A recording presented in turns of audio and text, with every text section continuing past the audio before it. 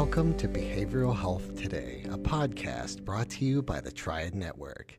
This podcast is designed to share trending topics occurring within the world and our communities and bring them a behavioral and mental health perspective. Welcome to BHT Bytes. I'm your host, Peter Fenger, and I'm joined by Sharlee Dixon. Hey, Sharlee, how you doing? I'm doing well, Peter. How are you? I'm doing great, because today is a very special milestone. It is our 400th show. For over 5 years, I've been a part of the show, first as producer and now as co-host, and it's been an incredible journey. But none of it would be possible without you, our listeners, so we're so grateful for your support and so glad that you've been with us each step of the way. For today's episode, I really just wanted to take a moment to pause and reflect on where we started, what's changed, some of our favorite memories. Our podcast has always been a reflection of the Triad brand and its mission. We want to help people, and I hope that this podcast has helped folks discover something new about themselves or in the field of behavioral health. I know we've definitely learned a lot on our end. Yeah, we definitely have. And you brought it to my attention that I started around episode 267, which is it's just kind of crazy that I've been around for almost half of the lifetime of the show. Yeah, that's right. We were talking beforehand. I was just shocked that, you have been around here for almost half its time. And I know, we had a pretty good greased wheel by the time we got here, but we've also innovated. Yeah. You and I have had a chance to participate in our BHT Bytes episodes that we're doing today here. You've had a chance to kind of engage in some of our other episodes. And we've also sort of expanded it into our work with the Triad Summits as well. So very appreciative for your help there, and very excited that we get to continue doing this great work. I know that Brandon, our CEO and sort of our North Star here at Triad, he said, as we've worked with the podcast and tried to build it, it's easy to start a podcast, but it's hard to maintain consistency. And to its credit, we've remained committed to our weekly shows, bringing diversity of guests and innovative thought leaders. And look, we're here at 400. That's crazy. I couldn't have imagined when we started this what that would have been like. But looking back at when you started, Sharlee, what do you remember about your early days? We were speaking out before the show. I didn't really have much experience here. And so I feel like I've grown just so much in the 100 or so episodes that we've done, on top of the summits that I've been able to participate in. And so just reflecting on the amount of change that has happened, not just in myself, but also with the show. Like we've evolved. We've been able to not just do our regular weekly shows, but we've added in the BHT Bytes. Yes. And that took a different turn because it's more like just what our thoughts are, kind of bouncing off of each other back and forth. And while we do kind of put a piece into our shows, just talking to each other brings a different element, I think, to how the show is run. On top of the clinician series is adding in the social media stuff that's been added recently with YouTube. So just watching all of that transpire over my time with the show it's been pretty cool to be a part of. Yeah, it has been special. I mean, look, I've been here for 5 years and really seen it grow. And the impact it's made on my life, not just, my day-to-day stuff, because I do work on the podcast pretty regularly, but just in my life, by being able to meet so many different guests, both as producers sitting in as shows and also being able to actually conduct the interviews now as host, it's really made a profound change in my life. I feel like it's been a huge part of my psychoeducation. But it's Absolutely. also really asked me to kind of look deeper into myself. It's asked me to kind of remove the stigma around mental health. I know myself have been a strong participation into a support group that I hear locally. And I've actually stepped into a facilitator role, which I'm very excited about. And I Congratulations. appreciate all of your help, Sharlee, with the letter of recommendation there. Absolutely. So it's been a great and exciting and challenging and interesting journey that it's brought me. Sitting 4 years behind the microphone as the producer, I couldn't imagine kind of stepping into it. But Yeah. I've always kind of had this interest in podcasting, and being a part of it from behind the scenes, I think was the right start. But stepping into the microphone has been a challenge in itself. Like you have to start to craft questions and really kind of listening to our guests. That was a Right. degree and an element of the podcasting process that you and Graham and Aaron have done so well. I know that we've covered a number of topics in mental Mhm. health since the very beginning. Just from my own experience, I know we launched right after COVID. And so there was an explosion of teletherapy content. And then more recently, even just interesting trends in psychedelic psychotherapy, Mhm. even just some of the changes that we've seen with the emergence of BCBA and behavioral Right. analysis. What changes have stood out to you? Really, just like you mentioned, the accessibility. So not just, with teletherapy, not just people being able to access mental health care online, but just all types of therapy. I don't remember if you and I talked about this, but I'm actually even doing virtual physical therapy. Like, who even knew just a few Wow. years ago that that was even possible? And it's actually working. So just it Wow. brings access to people who aren't necessarily don't always have the time. Again, I'm doing 5 million things in a day, and I just do my physical therapy online in the evening, and I don't have to go anywhere. I can just do it in the comfort of my own home. So just being able to, access mental health care, access physical health care. You can even go to your doctor online now. So when we speak of, those trends, I think that that is a huge one, being able to not just have to go out for care, but being able to bring care into your own home. You also mentioned more that mainstream of mental health care or mental health topics. Now it doesn't feel as taboo to say, I am having trouble with anxiety or I'm feeling a little depressed today. And so I think just being able to discuss it, being able to be more open about what's happening in our everyday lives has really changed people's, perspective on things. So of course we've even talked about this on a previous BHT Bytes episode. Some of that does come with the risk of oversaturation or even oversimplification of real mental health issues through social media and things like that. I do still think it provides room for some level of normalization and for people to just feel like, oh, wait, this is a human experience. It's not just some issue, some problem that I have. There's something wrong with me, but other That's people right. have it too. Yeah. Yeah. I think normalization is a big part of the work that we're doing here in the Hmm. podcast.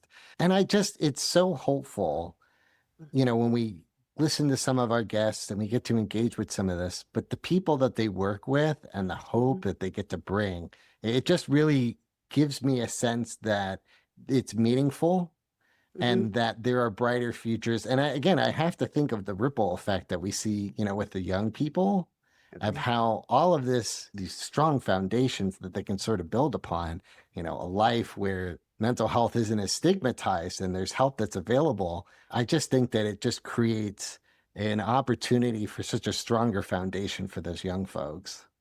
I completely agree. And not just even for the young people. I've got some friends of mine, so we're in our 40s, and they listen into the show and they're like, wow, these are things that I've never even thought about. Like, who are these people? And it really has just brought a lot of education about all kinds of things. Like you mentioned, just that Yes. psychoeducation element, but in a fun and interesting way. So you can just be listening to behavioral health today in your car and learn all of these new things and maybe even take you on a different tangent in life that you didn't even see for yourself. So it's been a really cool to be a part of that process for other people too.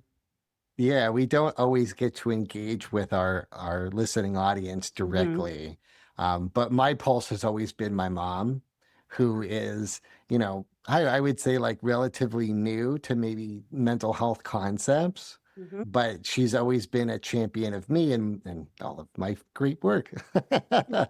But being able to kind of tap in and hearing her feedback from the show, Hmm. it's really enlightening as well as just kind of heartwarming. Again, Hmm. going back to, it just feels like meaningful work. And I don't know, hearing her kind of repeat some of the concepts that we come across, I just feel like there's a real synergy there.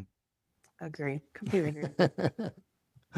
So I know one of the most exciting extensions of this podcast has been our Triad Summit. Hmm. That is our virtual live event where we bring together thought leaders and we give our audience a chance to engage with them. So we even provide an opportunity at the end of each presentation for Q&A. It's a lot of fun. I know started as, again, producer for the role, and started step into almost like a jack of all trades. I'm Hmm. managing, producing, bringing on guests, and even hosting the event. we've had an opportunity to kind of work together. And I so appreciate your contribution because you're actually a really important part of the process of being able to host the live interview segment where we kind of do what we do here, but we have an opportunity to one kind of go into a more clinical side and also have a chance for our audience to engage. Right. What do you think has made the summit such a unique and engaging experience for presenters and participants? What's your take on it? Well, as someone prior to now, it's been a few years since I've done any type of conference, CEU type event. Being a presenter in a live event in person is one thing. So you prepare all of this and you're sitting in front of the people that are live, and either you and or the individuals that are there, the participants, have paid hundreds of dollars to come to this event. But I really appreciate that the summit gives you that mental health conference type of vibe. It still gives you the access to mental health professionals and other clinicians. It gives you all of that without having the heavy costs that usually come with having to attend a conference. So there's not really much travel involved in it. You can, attend a conference without that cost, that without the hundreds of dollars, the space, the time. And a lot of times what we provide is just as educational, but it's free.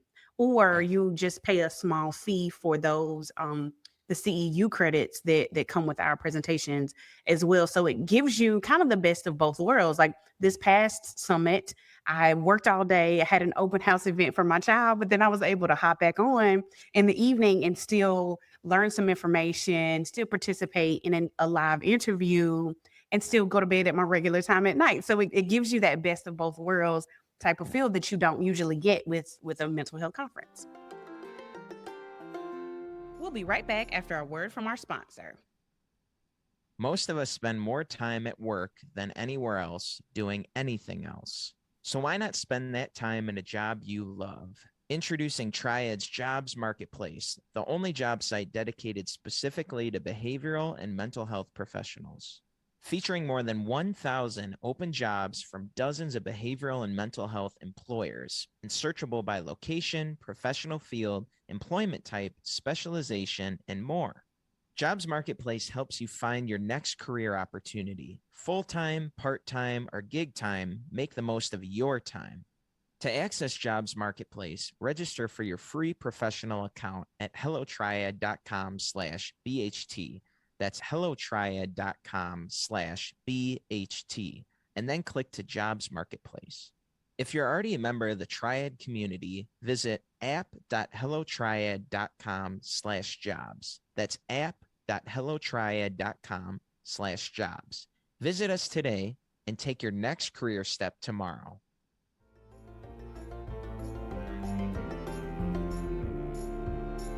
Yeah, and what I so appreciate about the live event is really that engagement with the audience. I know putting together questions and putting together outlines is kind of what we do here on our show, but having that live element of being able to engage with the audience really gets questions that I hadn't thought of.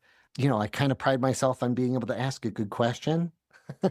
You've read, we participate in all of our outlines, but they really go in places that I feel like are very relevant. I think they're asking the right questions that those that are practitioners are looking for. And so I've so appreciated the engagement from our audience.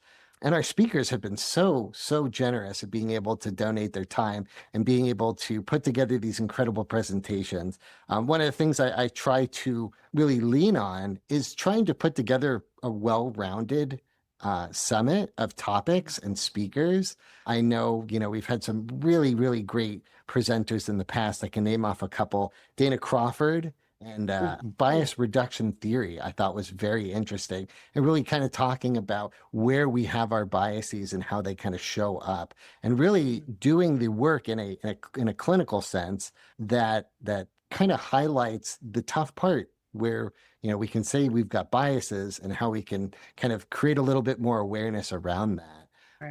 Just kind of mentioning the one that we just had this August, religious trauma, and having Anne Russo come back on and talk about that was really interesting. Again, I think she's kind of nailing it on such a degree of, we can sort of treat some of this stuff from a symptom base, But when Right. we start to dig a little bit deeper, we can really find some sources of this, and being really compassionate about how to kind of address some of those things as people are kind Mhm. of unpacking. So again, the summit has been a really interesting chance for us to get new research and to Yeah. engage with speakers in a totally different way. And being able to add that audience participation has been a lot of fun. And I think it just kind of takes the whole process of what we're doing on the podcast and kind of adds a totally different element to it. It absolutely does. And as a person that was, doing those live interviews, and you could see, of course, that the questions are coming through at the bottom. You're like, oh man, I want to stop what I'm doing right now. I want to ask this particular question because it's Right. going somewhere that, like you said, I may not have gone otherwise. My mind may not have gone to that particular thought, but it makes complete sense. It's coming Right. from, like you said, other practitioners who are doing this work every day, and there are things that I may not even catch, or you may not catch while we're doing our research and writing up our questions and things like that, preparing. And so it has been really nice to hear from folks while we're doing it, having that Yeah. instant kind of feedback, and connection with listeners. Yeah, that's right. And, again, this all just goes back to what we're doing here in the podcast. We're really trying to come up with innovative ways for us to Mhm. kind of expand our message and do what we're doing to a bigger audience. So that's been very cool. And I know there has been some changes. This includes the loss of Dr. Graham Taylor as one of our hosts, who is so, so incredible. And we're very fortunate that he was able to participate and really be the voice of BHT Mhm. for so long. Dr. Aaron Elmore also contributed to this in different ways, but we've really prided ourselves in sort of a diversity of voices.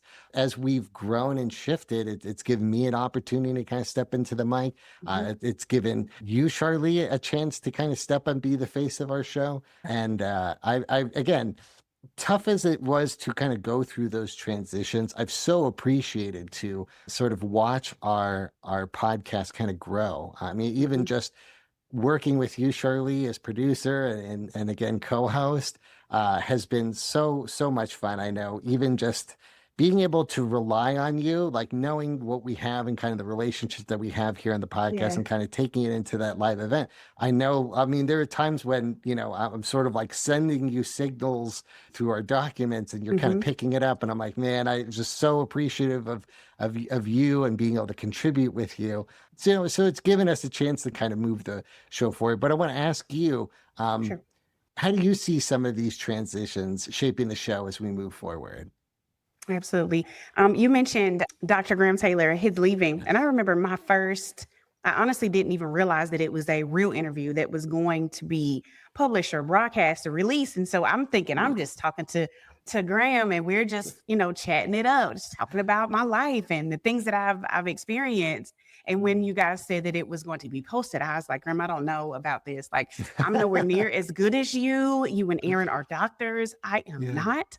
I am not just a social worker, but I'm a social worker. I am in the field every day. I am, kind of that boots on the ground version absolutely. of a clinician. I am in it with the people every day, and dealing with all of the things all of the time. And I'm a mom, and I'm just regular. And so how am I the one that gets to do this? It feels, I don't know, it just feels like some level of joy every time I'm here and doing this, and even the extra stuff that, when we're doing an extra show or doing the summit, it just has broadened my horizons. And I think I remember telling you in my first conversation that I had with you, Peter, I'm really just nosy.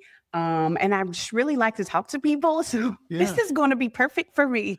yeah, So it really has. And I just have enjoyed chatting, not just with you, but with all of our guests each time. There has been so many guests and so many topics and things that I had no idea about. I've spent hours researching and really teaching myself some topics and just things that I had no idea about. And so being mm, able to take that childlike innocence or experience or looking at new ideas has really helped me to not just grow as a person, but even as a mhm, clinician. I am able to see things in people that I did not see before. And so it's been great at broadening just who I am as a person, but also my work and the work that I do with the people in the community every day. And so I've had that experience with some amazing guests, so far. And I'll say if I'm speaking probably of my favorite, all of them have been great. Sorry, guys. But Christina Rasmussen is probably at the top of my list. Just her education. And that's what I'll say this was. Yes, it was a conversation that we had multiple, but it was an education as well, just an acceptance of that invisible loss, that sense that we have all experienced grief, like in the form of feeling abandoned or isolated or rejected. That's a pure human experience that all of us have had. And it has changed how I see myself and how I really express that to other people. So not only has this been just an expression or deepening into my nosiness, it's something that makes me a great social worker is just my curiosity level, but it really has changed how I've seen the world and how I see others. And so it has been it's been a true great experience for me. Yeah, I would really echo again. That is a guess that really comes back to my mind. Christina's interview was fantastic. I will encourage listeners to go and check it out. Sharlee and Yeah. Christina did a great job. I know she came back for a clinician series episode, which was incredible just to see how to do the work, the nuts and bolts there. Again, there have been so many great guests that have come onto our show, and some of the ones that really resonated with me, I'll kind of name a couple of them. Guy McPherson, he's one of the hosts of his own podcast, but he had just such a good way about him, really kind of a tender way of how to engage. And, his conversations around authenticity, I just think were so important and really kind of, as we kind of apply this, our own work here on the podcast, I thought that was such an element and just a real awareness that he brought. And I don't know, it just kind of awoken something within me, somebody that I've really connected with. And I know, again, I'm going to put on my producer hat. I know we haven't quite published this one, but it's coming out, listeners. But was my interview with Yuri Mello. He is the creator of School Pulse. School Pulse is a preventative program for high school students, teenagers, etc. And really what it is, it's sort of a texting program. It texts teenagers just sort of mental health, non-invasive stuff. It goes right to their phone and kind of checks in on their mood.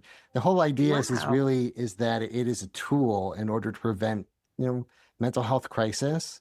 I think the birth, unfortunately, really comes down to a series of school shootings as well as suicides that really asked him, where can we engage folks further up the line before it becomes a crisis? And this was the solution. I thought the solution was, again, so uninvasive. Again, a common little text message that comes to your phone. This was something that I was able to try out on their website, School Pulse. And I just thought it was so well thought, because so many times when we talk about trying to address some of these things, we have 988, great resources for a crisis, but this was somebody who's trying to think about prevention. And I thought that was so smart. One of the really things that really touched me the most is, so sitting as producer for four years and having an opportunity to work with Graham. Again, Grant has such a gentle way of being able to engage with folks, but again, he has such a good and talented artistic way of being able to engage and relate with our guests that have come on. And same way that I felt about Graham and the way that Graham engaged was the same way that I felt about Yuri. And it's really this ability to kind of engage with folks and ability to see them for who they are and really open or touch their heart. And I thought that was something that really kind of came out. Again, doing the interview, I thought it was great. And I don't know, it kind of touched me. Nice. Well, I look forward to hearing that when it's put out. I love it. It's kind of funny, you're asking me like, what are my favorite guests? I feel like I pick up nuggets. Nuggets from all of them, right? It's hard. Yeah, from all of our guests. So it's hard for me to, kind of pick one or the others. But I mean, speaking of so many guests, like I actually had to scroll back through my calendar. Yes. Because I'm like, man, there have been so many. And you've even been doing this longer than I have. So just kind of scrolling back through and reading through show notes, like, oh, wow, I do remember that. And I think so much of what I bring to the show is just that that glimpse into what parenthood can be like. And so just with all the social media access and influence there and changing social emotional needs of our children, guests like Erin Williamson of Love 146 and Laura Schneider with Casey's Clubhouse kind of tapped into that need to be like the best parent that you can be. Not that any of us can be perfect. That's impossible, but just that the parenting landscape is a completely different place. I know that when I was growing up, it is a completely different world. And so guests like that give that piece of here's how we can help you be a better parent, which is pretty cool. How we merge that mental health with other pieces of life. Yes. Yeah. Yeah. And so much of it really kind of like goes hand in hand. Um, Again, I think that those are great examples of just some of the new resources that parents have. Again, Right. it Oh can yeah. be kind of isolating and we Mm-hmm. might be a little bit myopic. Hopefully, our podcast can offer maybe a couple different perspectives and resources for folks. But you're right, like, in the ability to be able to take nuggets of wisdom from each episode, I also Mm-hmm. feel like, hopefully our guests feel the same way. But when we come on, we can kind of get a sense of people's hearts Absolutely. and, Yeah. and the work that they do. And I know we've had so many people where you can see sort of the compassion and the Mm-hmm. empathy kind of come from it. Yeah. Yeah. Yeah. That's been a very special moment of doing this show. It really has. It really has. Yeah. Yeah.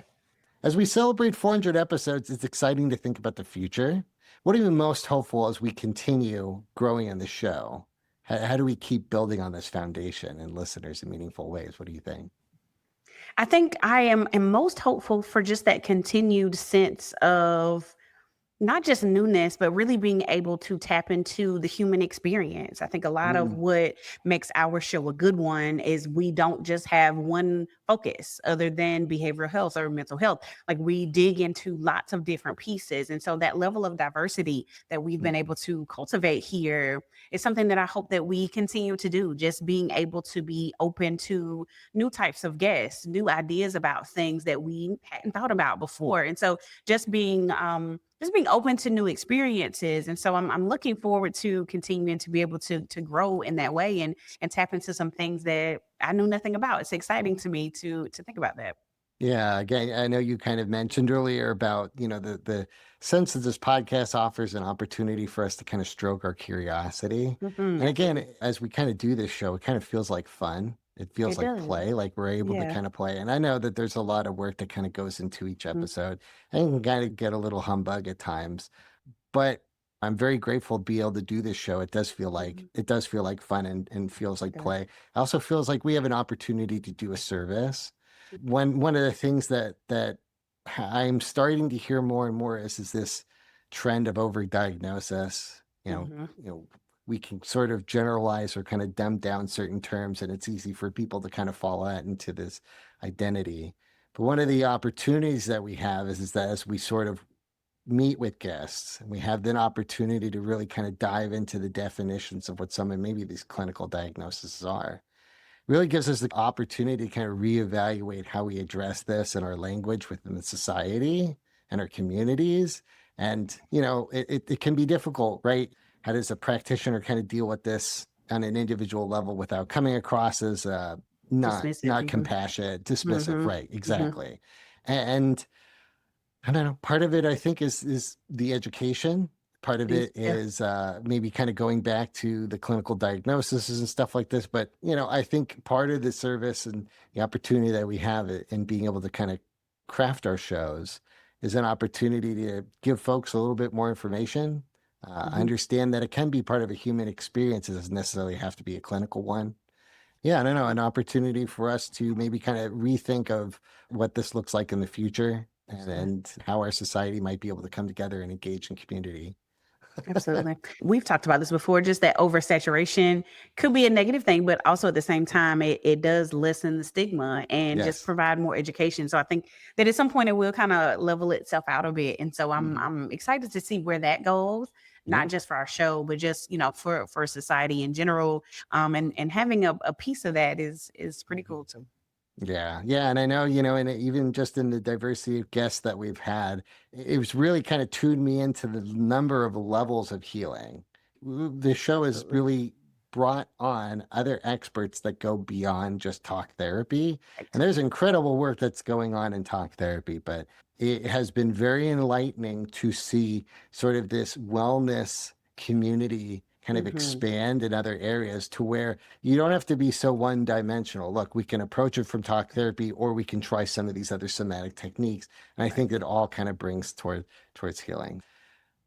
This milestone really belongs to our listeners. You've tuned in and shared our episode and grown with us through challenging times. We've had topics from teletherapy to psychedelic psychotherapy, and from our podcast to the live summit.